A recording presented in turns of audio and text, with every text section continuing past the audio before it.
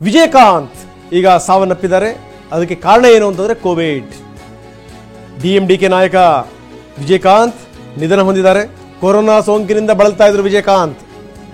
ಯಾರು ಕೋಮಾರ್ಬಿಡಿಟಿ ಕೇಸ್ಗಳಿಂದ ಬಳಲ್ತಾ ಇದ್ದಾರೆ ಹುಷಾರಾಗಿರಬೇಕು ಅನ್ನುವಂಥ ಮಾತನ್ನು ಆಗ್ತಾನೆ ಹೇಳಿದ್ವಿ. ನಟ ಡಿಎಂಡಿಕೆ ನಾಯಕ ವಿಜಯಕಾಂತ್ ಇನ್ನಿಲ್ಲ. ಅವರಿಗೆ ಕೋವಿಡ್ ತಗಲಿತ್ತು. ಖಾಸಗಿ ಆಸ್ಪತ್ರೆಯಲ್ಲಿ ಚಿಕಿತ್ಸೆ ಪಡಿತಾ ಇದ್ರು. ಚಿಕಿತ್ಸೆ ಫಲಕಾರಿ ಆಗಲಿಲ್ಲ. ವಿಜಯಕಾಂತ್ ಸಾವನ್ನಪ್ಪಿದ್ದಾರೆ. ಪಕ್ಷವನ್ನು ಕೂಡ ಕಟ್ಟಿ ಒಂದಷ್ಟು ಮಟ್ಟಿಗೆ, ಅಂದರೆ ಈಗ ಒಂದು 5 ವರ್ಷದ ಹಿಂದಿನ ಮಾತು.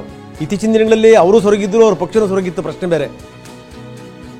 ಪಕ್ಷ ಕಟ್ಟಿ ಒಂದು ಸದ್ದು ಮಾಡಿದ್ರು ವಿಜಯಕಾಂತ್. ಚೆನ್ನೈನ ಖಾಸಗಿ ಆಸ್ಪತ್ರೆಯಲ್ಲಿ ವಿಜಯಕಾಂತ್ ಸಾವನ್ನಪ್ಪಿದ್ದಾರೆ. ಕೋವಿಡ್ನಿಂದ ಬಳಲ್ತಾ ಇದ್ದಂಥ ವಿಜಯಕಾಂತ್ ನೋಡಿ, ಅಂದರೆ ಏನಾದರೂ ಮೇಜರ್ ಸಮಸ್ಯೆಗಳಿತ್ತು ಅಂತಂತಂದರೆ ಕೋವಿಡ್ ನಿಮಗೆ ನಿಜಕ್ಕೂ ಮಾರಣಾಂತಿಕ. ಅದಕ್ಕೆ ವಿಜಯಕಾಂತ್ ನಿಧನವೂ ಕೂಡ ಒಂದು example. So Tamil super star Vijayakanth ಏನಿಲ್ಲ, ರಾಜಕೀಯಕ್ಕೆ ಮುಂಚೆ ಸಿನಿಮಾದಲ್ಲಿ ಬಹಳ ಫೇಮಸ್ ಆಗಿದ್ದಂಥವ್ರು. ಅದರಲ್ಲೂ ಅವರು ಮಾಡ್ತಿದ್ದಂಥ ಪೊಲೀಸ್ ಕ್ಯಾರೆಕ್ಟರ್, ಸಮಾಜದ ಆಗ್ತಿರುವಂಥ ದುಷ್ಟಶಕ್ತಿಗಳು, ಸಮಾಜದಲ್ಲಿರುವಂಥ ದುಷ್ಟಶಕ್ತಿಗಳ ವಿರುದ್ಧ ಅವರು ಫೈಟ್ ಮಾಡ್ತಿದ್ದಂಥ ರೀತಿ, ಅಂದರೆ ಸಿನಿಮಾದಲ್ಲಿ ಎಸ್ಪೆಷಲಿ ಅದು ಬಹಳ ಫೇಮಸ್ ಆಗಿದ್ರು. ಸೊ ಅದಾದ ನಂತರ ಅವರು ರಾಜಕೀಯಕ್ಕೆ ಬಂದ ಮೇಲೂ ಕೂಡ ತಮ್ಮದೇ ಆದಂಥ ಒಂದಷ್ಟು ಹೋರಾಟಗಳು, ಧ್ವನಿ ಎತ್ತುವಂಥ ವಿಚಾರ. ಸೊ ಸೂಪರ್ ಸ್ಟಾರ್ ವಿಜಯಕಾಂತ್ ಏನಿಲ್ಲ ಅನ್ನೋದು ಕ್ಯಾಪ್ಟನ್ ಅಂತಲೇ ಅವ್ರನ್ನ ಸಿನಿಮಾ ಇಂಡಸ್ಟ್ರಿಯಲ್ಲಿ ಕರೀತಾರೆ. ಯಾಕಂದ್ರೆ ಅಂಥ ಪಾರ್ಟ್ಗಳನ್ನು ಹೆಚ್ಚಾಗಿ ಮಾಡ್ತಾ ಇದ್ರು. ಕಮಿಷನರ್ ಇರ್ಬೋದು ಅಥವಾ ಮೇಜರ್ ರೋಲ್ಗಳು. ಸೊ ಇಂಥ ರೋಲ್ಗಳನ್ನು ಮಾಡ್ತಾ ಇದ್ದಂಥ ವಿಜಯಕಾಂತ್ ಅವರಿಲ್ಲ. ಕ್ಯಾಪ್ಟನ್ ಪ್ರಭಾಕರ್ ಅನ್ನೋದು ಒಂದು ಸಿನಿಮಾ ಬಂದಿತ್ತು ಅವ್ರದ್ದು, ಭಾರಿ ಹಿಟ್ ಸಿನಿಮಾ. ಹೌದು, 71 ವರ್ಷ ವಯಸ್ಸು ವಿಜಯಕಾಂತ್ ಅವರಿಗೆ. ಅವ್ರನ್ನ ಕೋವಿಡ್ ಪಾಸಿಟಿವ್ ಬಂದ ನಂತರ ವೆಂಟಿಲೇಟರ್ನಲ್ಲಿ ಅವರಿಗೆ ಉಸಿರಾಟದ ವ್ಯವಸ್ಥೆಯನ್ನು ಮಾಡಲಾಗಿತ್ತು ಖಾಸಗಿ ಆಸ್ಪತ್ರೆಯಲ್ಲಿ. ಸೊ ಸ್ವಲ್ಪ ಕ್ರಿಟಿಕಲ್ ಆಗಿದ್ದಾರೆ ಅನ್ನೋ ರೀತಿಯಾದಂಥ ಮಾಹಿತಿ ಇತ್ತು ಆರಂಭದಲ್ಲಿ. ಸೊ ಅದಾದ ನಂತರ ವೆಂಟಿಲೇಟರ್ನಲ್ಲಿ ಇಟ್ಟರೂ ಕೂಡ ಅವರು ಬದುಕೋದಕ್ಕೆ ಸಾಧ್ಯ ಆಗಿಲ್ಲ. ಸೊ ವೆಂಟಿಲೇಟರ್ನಲ್ಲಿ ಇದ್ರು ಅನ್ನೋ ಅಪ್ಡೇಟ್ ಈಗ ಒಂದೆರಡು ಗಂಟೆ ಹಿಂದೆ ಇತ್ತು. ಸೊ ಅದಾದ ನಂತರ ಅವರಿಗೆ ಮಂಗಳವಾರ ಮಧ್ಯಾಹ್ನದ ನಂತರ ಈವ್ನಿಂಗ್ ಸ್ವಲ್ಪ ಇಲ್ನೆಸ್ ಕಾಣಿಸುತ್ತೆ, ಸುಸ್ತು, ಜ್ವರ ಇಂಥದ್ದು. ಸೊ ಕೂಡಲೇ ಅವ್ರನ್ನ ಆಸ್ಪತ್ರೆಗೆ ಅಡ್ಮಿಟ್ ಮಾಡಲಾಗಿದೆ. ವೆಂಟಿಲೇಟರ್ನ ವ್ಯವಸ್ಥೆಯನ್ನು ಕೂಡ ಮಾಡಲಾಗಿತ್ತು. ಆದರೆ ಈಗ ವಿಜಯಕಾಂತ್ ವಿಧಿವಶರಾಗಿದ್ದಾರೆ ಅನ್ನೋ ಮಾಹಿತಿ ಸಿಗ್ತಾ ಇದೆ. ವಿಜಯಕಾಂತ್ ಅವ್ರ ಬಗ್ಗೆ ಹೇಳೋದಾದ್ರೆ ರಜನಿಕಾಂತ್, ಕಮಲ್ ಹಾಸನ್, ಶರತ್ ಕುಮಾರ್, ಸೊ ಇಂಥ ಒಂದು ನಾಯಕರ ಒಂದು ಎರ ಏನಿತ್ತಲ್ಲ, ಆ ಒಂದು ಸಂದರ್ಭದಲ್ಲಿ ಇವರು ಕೂಡ ತಮ್ಮದೇ ಆದಂಥ ಪಾತ್ರಗಳ ಮೂಲಕ ಅವರು ಫೇಮಸ್ ಆದಂಥವ್ರು. ಸೊ ಎಸ್ಪೆಷಲಿ ಆಗಲೇ ಹೇಳಿದ ಹಾಗೆ ಅವರು ಪೊಲೀಸ್ ಪಾತ್ರದಲ್ಲಿ ಮಾಡ್ತಿದ್ದಂಥ ಸಿನಿಮಾಗಳು, ಜೊತೆಗೆ ಅವ್ರದ್ದೇ ಆದಂಥ ಒಂದು ಇಂಗ್ಲಿಷ್ ಸ್ಟೈಲ್ ಇತ್ತು. ಒಂದು ಏನಾದರೂ ಒಂದು ಆಪರೇಷನ್ ತೆಗೆದುಕೊಂಡ್ರು ಸಿನಿಮಾದಲ್ಲಿ, ಯಾವುದೋ ಒಂದು ಕಾರ್ಯಾಚರಣೆಗೆ ಇಳಿದು ಅಂತಂದರೆ, ಸೊ ಅದನ್ನು ಭಾಳಷ್ಟು ಕಡೆ ಆ ವಿಡಿಯೋಗಳು ಕೂಡ ವೈರಲ್ ಆಗಿದೆ. ತಮ್ಮದೇ ಆದಂಥ ಇಂಗ್ಲಿಷ್ ಹೇಗೆ ಅವರು ಮಾತನಾಡ್ತಾ ಹೋಗ್ತಾರೆ ಅನ್ನೋದು. ಸೊ ವಿಜಯಕಾಂತ್ ಡಿಎಂಡಿಕೆಯ ನಾಯಕರು ಕೂಡ ಹೌದು. ಸೊ ಚೆನ್ನೈನ ಖಾಸಗಿ ಆಸ್ಪತ್ರೆಯಲ್ಲಿ ವಿಜಯಕಾಂತ್ ವಿಧಿವಶರಾಗಿದ್ದಾರೆ. ಸೊ ಅವರ ಹಲವಾರು ಸಿನಿಮಾಗಳು ಬೇರೆ ಬೇರೆ ಭಾಷೆಗಳಿಗೆ ರಿಮೇಕ್ ಆಗಿದೆ. ಸೊ ಕೊರೋನಾ ಸೋಂಕಿನಿಂದ ಬಳಲ್ತಾ ಇದ್ದಂಥ ವಿಜಯಕಾಂತ್ ಈಗ ಸಾವನ್ನಪ್ಪಿದ್ದಾರೆ ಅನ್ನೋ ಅಪ್ಡೇಟ್ ಸಿಗ್ತಾ ಇದೆ. ನಟ ಡಿಎಂಡಿಕೆ ನಾಯಕ ವಿಜಯಕಾಂತ್ ಏನಿಲ್ಲ. ಜೊತೆಗೆ ತಮ್ಮ ನೇರ ಮಾತುಗಳು, ಯಾವುದೇ ಒಂದು ಸ್ಪೀಚ್, ಯಾವುದೋ ಒಂದು ವೇದಿಕೆ ಬಂದರೂ ಕೂಡ ಯಾವುದೇ ಮುಲಾಜಿಲ್ಲದೆ ವಿಜಯಕಾಂತ್ ಮಾತನಾಡ್ತಿದ್ದಂಥ ರೀತಿ, ಅದು ವ್ಯಕ್ತಿ ಯಾರೇ ಇರಲಿ, ಯಾವುದೇ ಪಕ್ಷದ ನಾಯಕ ಆಗಿರಲಿ, ವಿತೌಟ್ ಫಿಲ್ಟರ್ ಅವ್ರು ಮಾತನಾಡ್ತಿದ್ದಂಥ ರೀತಿ ಭಾಳಷ್ಟು ಅವ್ರನ್ನ ತಮಿಳುನಾಡಿನಾದ್ಯಂತ ಪ್ರಸಿದ್ಧಿಗೆ ಕಾರಣವಾಗಿತ್ತು. ಸೊ ರಮಣ ಅನ್ನೋ ಸಿನಿಮಾ ಈಗಲೂ ಕೂಡ ಭಾಳ ಫೇಮಸ್ ಆದಂಥ ಸಿನಿಮಾ. ಸೊ ಆ ಸಿನಿಮಾವನ್ನು ಬೇರೆ ಬೇರೆ ಭಾಷೆಗಳಿಗೆ ಕೂಡ ರಿಮೇಕ್ ಮಾಡಲಾಗಿತ್ತು. ಚಿರಂಜೀವಿ, ಕನ್ನಡದಲ್ಲಿ ವಿಷ್ಣುವರ್ಧನ್ ಅವರು ಕೂಡ ಈ ಸಿನಿಮಾವನ್ನು ರಿಮೇಕ್ ಮಾಡಿದರು. ಸೊ ವಿಜಯಕಾಂತ್ ಅವರ ಸಿನಿಮಾ ಗ್ರಾಫ್ ಜೊತೆಗೆ ಅವರ ರಾಜಕೀಯ ಗ್ರಾಫ್, ಇದು ಕೂಡ ಎರಡರಲ್ಲೂ ಕೂಡ ಜನರಿಗೆ ಬಹಳ ಹತ್ತಿರವಾಗಿದ್ದಂಥ ಒಬ್ಬ ನಾಯಕ. ಇದೀಗ ಕರ್ನಾಟಕ ತಮಿಳು ಸಂಘದ ಅಧ್ಯಕ್ಷ ಸುಂದರವೇಲು ಅವರು ನಮ್ಮ ಜೊತೆ ದೂರವಾಣಿ ಸಂಪರ್ಕದಲ್ಲಿದ್ದಾರೆ. ಸುಂದರವೇಲು ಅವರೇ, ವಿಜಯಕಾಂತ್ ಒಬ್ಬ ಸಿನಿಮಾ ನಾಯಕನಾಗಿ ಜೊತೆಗೆ ರಾಜಕೀಯದಲ್ಲೂ ಕೂಡ ಬಹಳಷ್ಟು ಹೆಸರನ್ನ ಮಾಡಿದಂಥವ್ರು, ಜೊತೆಗೆ ನೇರ ನುಡಿ ಯಾವ ವಿಚಾರದಲ್ಲೂ ಕೂಡ ಅಂತ ಒಬ್ಬ ನಾಯಕನನ್ನ ಈಗ ತಮಿಳುನಾಡು ಕಳ್ಕೊಂಡಿದೆ. ಏನಂತೀರಿ ಅವ್ರ ಬಗ್ಗೆ? ಹಲೋ ಸರ್, ಮಾತಾಡಿ. ಕೇಳಿಸ್ತಾ ಇದೆಯಾ? ಧ್ವನಿ ಕೇಳ್ತಾ ಇದೆಯಾ? ನಮಸ್ತೆ. ಓಕೆ. ವಿಜಯಕಾಂತ್ ನಿಧನದ ಬಗ್ಗೆ ಏನಂತೀರಿ? ಅಲ್ಲ, ತುಂಬಾ ದೊಡ್ಡ ತಮಿಳುನಾಡು ರಾಜಕೀಯದಲ್ಲಿ ಒಂದು ಒಳ್ಳೆ ಸ್ಥಾನ ಇಟ್ಟಿರುವಂತ ಮನುಷ್ಯ.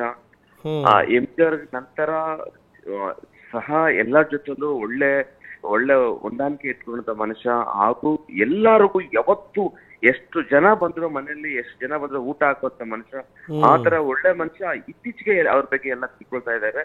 ಸೊ ಒಂದು ಒಳ್ಳೆ ಒಂದು ಸ್ಥಾನನ ತಮಿಳುನಾಡು ಜನ ಕಳ್ಕೊಳ್ತಾ ಇದ್ದಾರೆ ಅಂತ ನನಗೆ ಚಿಂತೆ ಅನಿಸ್ತದೆ ಸರ್. ನಿಜ.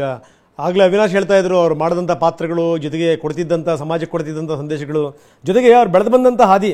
ವಿಜಯರಾಜ್ ಅಳಗರ ಸ್ವಾಮಿ ಅವರು ವಿಜಯಕಾಂತ್ ಆಗಿ ಹೊರಹೊಮ್ಮಿದ್ದಿದೆಯಲ್ಲ, ಅದು ಪಾಪ ಬಹಳ ಕಷ್ಟಪಟ್ಟಿದ್ರು ಜೀವನದಲ್ಲಿ. ಮಧುರೈ ಡಿಸ್ಟಿಕ್ ಅಲ್ಲಿ ಅಲ್ಲಿ ಹುಟ್ಟು ಅವರೊಂದು ರೈಸ್ ಮಿಲ್ ಅಂದ್ರೆ ಭತ್ತ ಮಾಡುವಂತ ರೈಸ್ ಮಿಲ್ ಇತ್ತು. ಅಲ್ಲಿಂದ ಅವರು ಸಿನಿಮಾ ರಂಗಕ್ಕೆ ಬಂದು ಇಷ್ಟು ಮೆರೆದು ಇಷ್ಟು ಮಟ್ಟಕ್ಕೆ ಹೋಗ್ತಾರೆ ಅಂತ ಅವ್ರು ಕೂಡ ಕನ್ಸಲ್ಲಿ ಕಂಡಿರ್ಲಿಲ್ಲ. ಅವರು ಫ್ಯಾಮಿಲಿಯಲ್ಲಿ ಯಾರು ಕಂಡಿಲ್ಲ. ಬಟ್ ಅವ್ರು 7 ಜನ ಫ್ರೆಂಡ್ಸ್ ಇವತ್ತಂಕ ಎಲ್ಲಾ ಫ್ರೆಂಡ್ಸ್ ಹೊಂದಾಣಿಕೆ ಇಟ್ಕೊಡುವಂತ ಒಂದು ದೊಡ್ಡ ಮನುಷ್ಯ. ಇದಕ್ಕಿನ್ನ ಇತ್ತೀಚಿನ ಎಲ್ಲಾ ಜನಕ್ಕೆ ಗೊತ್ತಾಗ್ತಾರೆ ಏನಂದ್ರೆ ಈ ಸಿನಿಮಾ ರಂಗದಲ್ಲಿ ಎಷ್ಟು ಜನಕ್ಕೆ ಸಹಾಯ ಮಾಡಿದ್ದಾರೆ ಅಂದ್ರೆ ಲಕ್ಷ ಸಹಾಯ ಮಾಡಿದ್ದಾರೆ. ಬಟ್ ಎಲ್ಲರೂ ನಮಗೆಲ್ಲ ಅಷ್ಟು ನೋವಾಗ್ತಾ ಇದೆ. ಓಕೆ ಓಕೆ, ತಾವು ಹೋಗ್ತಾ ಇದೀರಾ ಇದಕ್ಕೆ ಚೆನ್ನೈಗೆ? ಈಗ ಹೋಗ್ಬೇಕು. ಇಲ್ಲ ನಾವು ಅಷ್ಟೊಂದು ತಮಿಳ್ನಾಡು ರಾಜಕೀಯದಲ್ಲಿ ಅಷ್ಟೊಂದು ಹೊಂದಾಣಿಕೆ ಇಲ್ಲ. ನಮ್ದು ಏನಿದ್ರು ಕರ್ನಾಟಕ ರಾಜ್ಯದಲ್ಲಿ ಹೊಂದಾಣಿಕೆ ಮಾಡ್ಕೊಂಡಿರ್ತೀವಿ. ಬಟ್ ಆದ್ರೂ ಅಲ್ಲಿನೇ ಸುಭಾವ ನಮಗ್ ಗೊತ್ತಾಗುತ್ತೆ. ನಾವು ಪೇಪರ್ ಓದ್ತಾ ಇರ್ತೀವಿ, ತಿಳ್ಕೊಳ್ತಾ ಇರ್ತೀವಿ. ಬಟ್ ಅವ್ರು ಒಂದು ಈ ನಟರ ಸಂಘನ ಸೌತ್ ಇಂಡಿಯಾ ಯೂನಿಯನ್ ಅಂತ ಸೌತ್ ಇಂಡಿಯನ್ ತಮಿಳ್ ಫಿಲಂ ಅಸೋಸಿಯೇಷನ್ಗೆ ಪ್ರೆಸಿಡೆಂಟ್ ಆಗಿದ್ರು.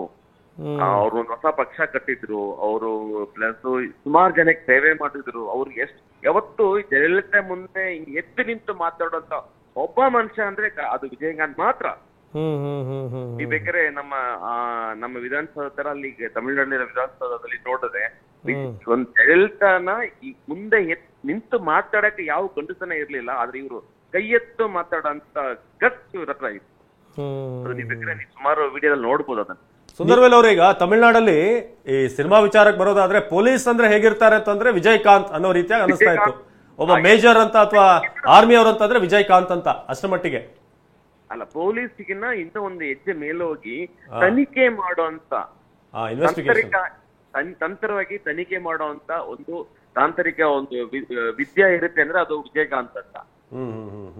ಆ ಒಂದು ವಿಷಯ ಪುಲನ್ ವಿಚಾರಣೆ ಆಗಿರ್ಬೋದು, ನಮ್ಮ ವೀರಪ್ಪನ್ ಕ್ಯಾಪ್ಟನ್ ಪ್ರಭಾಕರನ್ ಆಗಿರ್ಬೋದು, ನರಸಿಂಹನ್ ಆಗಿರ್ಬೋದು, ಈ ತರ ಸುಮಾರು ಹಲವು 22 ಸಿನಿಮಾ ರಂಗದಲ್ಲಿ ಅವರು ಪೊಲೀಸ್ ಪಾತ್ರ ನಟಿದ್ದಾರೆ. ಇನ್ನೊಂದು ಫಿಲಂ ಅಲ್ಲಿ ಹೇಳ್ಬೇಕಂದ್ರೆ ಫುಲ್ ಫಿಲಂ ಸೂಪರ್ ಆಗಿರುತ್ತೆ ಸರ್. ಅದರಲ್ಲಿ ಒಂದು ಸೀನ್ ಕೂಡ ಪೊಲೀಸ್ ಡ್ರೆಸ್ ಹಾಕಿರಲ್ಲ. ಆತರ ವೆರಿ ಏನಿಲ್ಲ ಸರ್. ಒಂದ್ಸರಿ ಅವ್ರ ಅಯ್ಯಪ್ಪ ಎಲ್ಲಿ ಒಂದ್ಸರಿ ಎಡೌಟ್ ಆಯ್ತಂದ್ರೆ ಅವರು ಚೆನ್ನೈಯಲ್ಲಿ ಕೋಯಂಪೇಟೆಯಲ್ಲಿ ಒಂದು ದೊಡ್ಡ ಏನು ಮದುವೆ ಮಂಟಪ ಇತ್ತು ಅವ್ರದ್ದು. ಆ ಮದುವೆ ಮಂಟಪನ ಅದನ್ನ ಅವಾಗ ತಾನೆ ಅವರು ರಾಜಕೀಯಕ್ಕೆ ಬರ್ತಾ ಇದ್ದಾರೆ. ಸುಂದರವೇಲ್ ಅವರ ಮುಂದಿನ ನಾವು ಮಾತಾಡೋಣ. ಸ್ವಲ್ಪ ಸಮಯದ ಅಭಾವ ಇದೆ, ಮತ್ತೆ ಮಾತಾಡ್ತೀವಿ ಮಾತ್ರ.